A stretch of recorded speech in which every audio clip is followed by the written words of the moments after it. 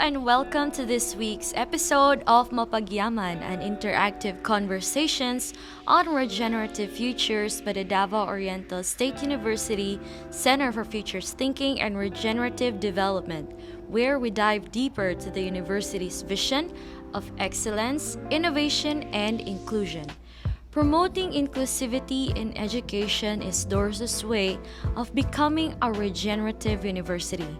This gives opportunities to people from different walks of life to have the quality education they need to become a futurist. One way of being inclusive is making the entire university a safe space for everyone, including our women.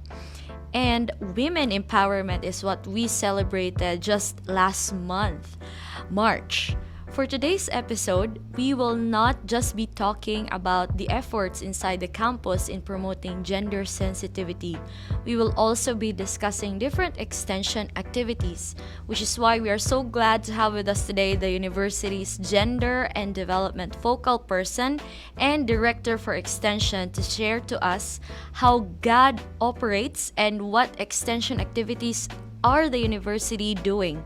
We have today Dr. Mary Fil Bauyot. Hello, Doc. Hello, Camille. Good afternoon, and thank you for the invitation to be Doc. part of this Mapagyaman series. Yes, Doc. And since Women's Month, last month, ma'am, let's start this conversation focusing on that event. Okay, so for our first question, could you tell us more about your role as Gender and Development, or GAD, focal person and the university? There are actually three GAD focal persons under the Gender Research and Resource Center of the university. And among us three, our center director is Dr. 𝘍𝘀𝘀𝘀𝘀𝘀𝘀𝘀𝘀𝘀𝘀.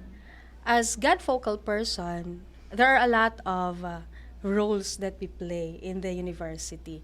But of course, the highlights of these roles are really into assisting the university and the Gender Research and Resource Center in the implementation of programs, projects, and activities that are focused in instruction, research, and extension.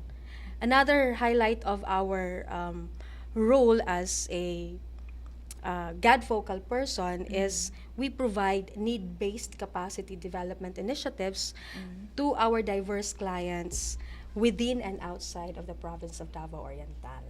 I see. So it's not just, dili lang siya sulod sa DOrSU, it's also within the province. Dako jud dayon yung scope. Ano? Yes, yes, Camille. Medyo dako jud tag scope kay ang goal sa university is not just promoting the culture of excellence, innovation, and inclusion, not only within but also outside the province of Davao Oriental. Okay. So, Dapat makita na siya nga culture, no? Nga kung mag-ingon gani og Davao Oriental State University, ingon ni ani nga kultura ang ato ang gina-promote. I see. So, since we are trying to promote this focusing lang sa gender equality, ma'am, in what way and like how does our school, how does the university promote gender equality within and what you mentioned, even outside the university po? Okay, gender and development is a government mandate. So the Philippines, being a state party to the United Nations Convention on Elimination of All Forms of Discrimination Against Women, or what we call CEDAW, is obliged or obligated to pursue and implement PPAs that will contribute to the achievement of women's empowerment and gender equality. So this CEDAW is being complemented by the Beijing Platform for Action. So this BPFA is a resulting document of the 4th UN World Conference on Women held in Beijing in September 1995. Thus, all public and private agencies and institutions in the Philippines are directed to promote gender equality and women's empowerment. So, this is being translated in our state universities and colleges in the Philippines through sa 𝘘𝘃 Memorandum Order Number 1, Series of 2015, on establishing the policies and guidelines on gender and development in the Commission on Higher Education and Higher Education Institutions. And from this CMO1 series of 2015, all our efforts in the gender and development are embedded in instruction, research, and extension. Ito yung sinasabi natin na trifocal functions of the university. So, sa trifocal functions ng university, dun nakapasok si gender and development. I see. So, yung trifocal function, paulit po ma'am, instruction, Research and extension. I see. So, how does the university ensure that its policies and programs are gender responsive and inclusive?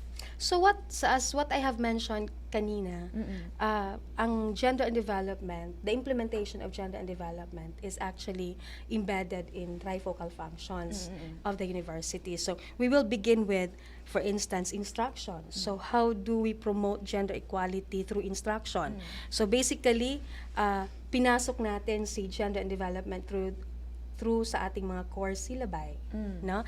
Sa ating core syllabi nakapasok diyan si understanding the self, no? Sa understanding the self, meron tayong gender sensitivity, no?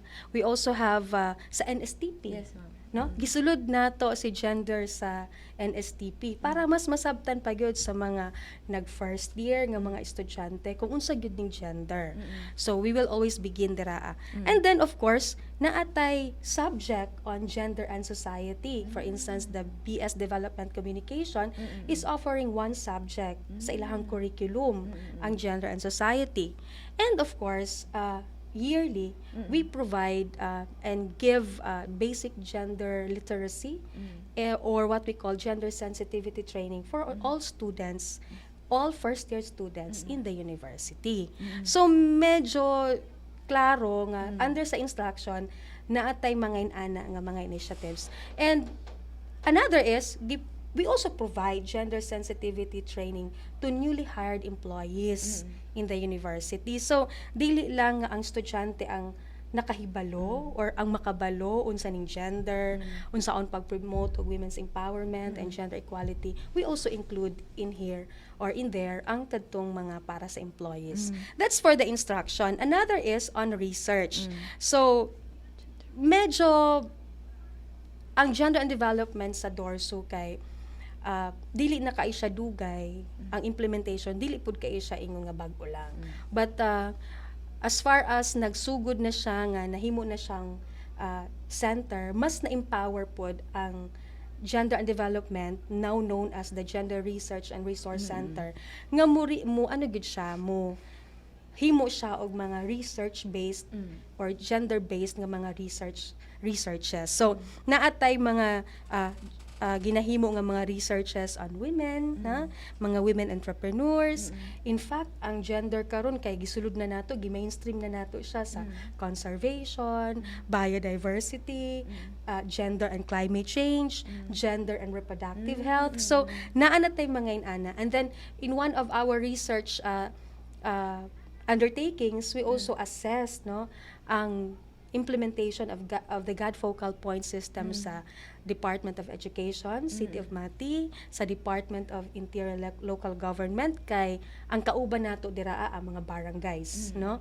Kung gikumusta nato ang implementation sa gitawag nga 𝘍𝘃𝘀𝘀𝘀 system or GFPS in the barangays in the City of Mati. And of course, with our research undertaking also sa gender or sa GAD, we have partnered with different institutions, no? For instance, Philippine Eagle Foundation, Davao del Norte State College, and of course, mga LGU, for instance, sa local government unit in San Isidro, to provide need-based gyud nga mga researches nga that are really aligned with gender. And finally, sa atong mga extension, naapod tay mga gihimo nga mga partnerships and engagements, and we have provided technical assistance also, no, consultancy services, mentoring and advisorship, and of course we provide continuous advocacy on gender and development through information dissemination. So daghan na tang mga partners sa pagkakaron in Davao Oriental through the Gender Research and Resource Center. So, Ayun. murag sa ako ang na-observe pod, murag klaro gyud nga naagyoy steps na ginabuhat ang GRRC or Gender Research and Resource Center to really promote gender equality. Yes, Camille. Tama ka dyan. So for our fourth question, ma'am, since you mentioned about the GRRC, what are the center's initiatives and programs that promote gender mainstreaming? Actually, Camille, all of our GRRC initiatives, no, and all of our banner programs sa gender naga-promote gud siya og gender equality, no. Gina-mainstream gud nato ang gender sa tanan nato mga programs. So we have 5 major programs under sa GRRC. So I would like to mention one, kaning gitawag nato nga Gender Fair Education Program. So sa Gender Fair Education Program, dira amo sulod ang para sa atong mga estudyante, empleyado o sa atong mga partner communities. Basically, ang Gender Fair Education Program, or what we call GFEP, naga-discuss siya, naga-provide siya og venue para mas matagaan na tugtubag ang mga pangutana kabahin sa gender-related laws. Tapos sa GFEP, hatagan pud nato og higayon nga mahisgutan ang mga gender-specific nga mga issues. Kay naaman tay mga mandates god nga kinahanglan pud nato ipahigayon whole year round. For instance, ang mga mandates sa celebration of National Women's Month, no, mga Safe Spaces Act, Anti-Sexual Harassment Act, and many others. So that's what we call that's what we mean by Gender Fair Education Program. Another is we also provide GAD capacity building program. Gina-provide nato ni siya dili lang sa eskwelahan sa DOrSU, kundi sa ato ang mga partner agencies and institutions and communities. Then we have also another banner program kaning gitawag nato nga Gender Responsive Research Program. Naapod tay Gender Responsive Extension and Community Engagement Program, and of course kanang the establishment of gender responsive nga mga facilities, no, kanang gitawag nato nga Frienders Program. Frienders Program kay friendly, nakalimot ko sa Frienders nga meaning, pero dito siya sa mga GAD facilities nato naka-focus. So kaning mga provision of kanang gender-neutral restrooms, kaning mga child-minding facilities, and many others nga need gid nato para mas maging gender-sensitive ta sa mga needs sa atong mga clients sa eskwelahan ug sa ato apong mga empleyado. And in this efforts, hopefully everyone jud ma-feel nila na DOrSU is a safe space. Yes, actually mao gyud na ang ato ang tumong gyud sa gender, no, sa Gender Research and Resource Center. So klaruhon lang nato, no, na ang GRRC, while it's known as GRRC, wala lang siya naka-focus sa research, no. Ang advocacies na agihapon siya, ang mga extension engagements na agihapon siya. And ang student development, gisulod gyud nato na siya dira sa ato ang mga initiatives sa Gender Research and Resource Center. I see. So, you mentioned earlier, ma'am, na kasali ang extension sa katong sa gender, iba, instruction, research, trifocal, oo. And karon ang akong questions will come more on the extension activities. So the next question we have is, how do we ensure that the university's extension programs are accessible and inclusive to diverse communities? Again, let me reiterate na that DOrSU is consistent with its vision in promoting the culture of excellence, innovation, and inclusion among its students, employees, and community partners. So we have actually established networks with several institutions and agencies, both in local and dili lang yun siya both, but in local, regional, national, and even international. So all these partnerships natin are defined through Memorandum of Agreement and Understanding. So when you ask me the question, how do we ensure that the university's extension programs are accessible and inclusive? This is it's really inclusive, accessible, and diverse kasi ang extension programs natin ay multidisciplinary, no? Ibig sabihin sa ating multidisciplinary, dili lang gyud ta naka-focus sa gender lang, wala lang ta naka-focus sa biodiversity lang, no? Wala lang ta naka-focus sa mga partnerships nga very hardcore science kaayo. Naka-focus pud ta sa governance, no? Naapud tay mga partnerships sa lahi-lahi nga mga aspeto. So, in fact, naatay gitawag na research, innovation, and extension centers. So, kaning RIE centers, there are 10 RIE centers. So, kaning mga RIE centers, they carry, no, mga specialized nga mga programs. Kung naay mga projects or programs, projects and activities nga dili makaya hawakan sa ato ang mga curricular programs, kay even our curricular programs naapod siya mga extension engagements, no? Kay as dili lang sa ingon tungod kay naatay kanang mandated siya because of accreditation, but really what importante gyud that all our curricular programs mo provide siya extension services kay ang ilahang mga specialties, ang ilahang mga expertise naa dito sa curricular program. So pag hindi kayang hawakan, no, pag may mga mandates na wala dito sa ilaha, ang expertise wala sa ilaha, dito sila sa mga ato ang gitawag na RIE centers. So ang atong RIE centers composed of 10. So naatay appeal CGRRC, no? Naapod tay Tourism, Information, Education and Communication Center, naatay Data Analytics. Kaning isa sa ato adiri karon kaning sa Futures Thinking and Regenerative Development, naapod tay Sentro ng Wika at Kultura, Provincial Institute of Agriculture, naapod ta gitawag na Cooperative Development Center, naapa ba ko'y nalimtan unsa pa ba to? Sa napulo ka buok kay basig na ay manluod na ako. Pero bata naatay napulo ka buok nga specialized ang mga flagship programs. Naapod tay RIC, no? ICRMP kaning sa Coastal Resource. And ano pa ba ang nakalimutan ko? Yun, so far yun. So kani sila naga-provide ni sila og mga extension services sa nagkadaiya nato nga mga partners, partner communities and institutions in the province. So, I think that with the question na how do we ensure, it's ensured, no? Klaro nga, naga-provide gito og mga technical services because, again, our extension programs, projects and activities or PPAs are really multidisciplinary. Yan po. I see.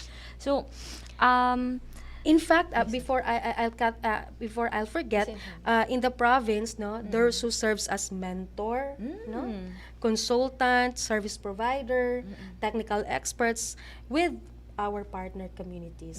So, medyo malayo-layo na rin ang inabot ng ating extension PPAs sa DOrSU. So in other words, DOrSU is not just within the community, pero very kuan pod kay siya, relevant pod kayo siya sa province also. And for our next question, ma'am, what are some of the notable extension extension initiatives of the university? Actually, I've mentioned kanina nga medyo daghan na. Actually, murabag sa pagsugod pa lang, bisan pa og bata pa ang DOSCST, former, now known DOrSU, nag-extend na gyud siya sa iyahang services, kaniadto pa sa different communities. Daghang mga successful nga mga extension activities nga na-provide nato. Pero dili ko kaingon kung kani siya mao na siya ang most successful, pero notable kaning ang pag-establish nato sa Happy Fish Kids, Happy Farm Kids, Happy Forest Kids, no? Kani siya notable gid ni sila kay because with the assistance of DOrSU, daghan na kay mga beneficiaries ani, no, development partners nato ani nga nang graduate na, natabangan gyud, nakaw mag-eskwela, no, na ano gyud sila, na hone gyud ang ilahang mga pagkatao, and karon naging professionals na sila, and the communities that they are living in, na help pud sila, no, they were helped. Another is kaning gitawag nato nga community empowerment for science and technology. So this is in partnership with the Department of Science and Technology. Naapod tayo gitawag nga magsasaka scientista-led community-based banana farming system in Davao Oriental, and of course mga advocacies and consumer education, protection and peace empowerment in Davao Oriental, ug kaning mga agri-farming. These are just to name a few. Daghan pa gyud ni sila. Medyo daghan gyud kaayo ni sila nga mga ano nato. As I have mentioned kanina, katong mga centers, mao to ang ilahang mga naato sila mga flagship and specialized nga mga programs nga ginapahigayon ngadto sa mga communities in Davao Oriental. I see. So, kani ma'am, let's now go to your vision of the role of the extension. How do you see now the role of university extension evolving in the next decade? Medyo challenging ang pangutanan, no, kay ano ba gyud siya kanang ako for one is very new sa office, no, but doing extension service dili na siya bag-o, kaya lang ang kabugaton, no, ang kabugaton sa challenge, pero hopeful and positive ta that in the next decade and many decades to come, ang extension dili gid siya mawala. So I'm seeing it na DOrSU will continue again. We will continue pa rin to provide extension services with its community partners that are of course need-based. So that is what I meant about, well, that's what I mean by enhanced extension PPAs. So dili tong in the next few decades or in the next decade, dili lang ta mo focus sa basta kay mo ni kinahanglan ihatag lang nato. Kanang need-based siya, dili lang kanang short-lived lang nga one shot lang nga mga intervention. Mas nindot tong mga long-term nga intervention nga makita nato ang changes sa community. So that's what I'm seeing, no, in the next decade. Another is it's not just about partnership lang, no, or partnerships lang nga.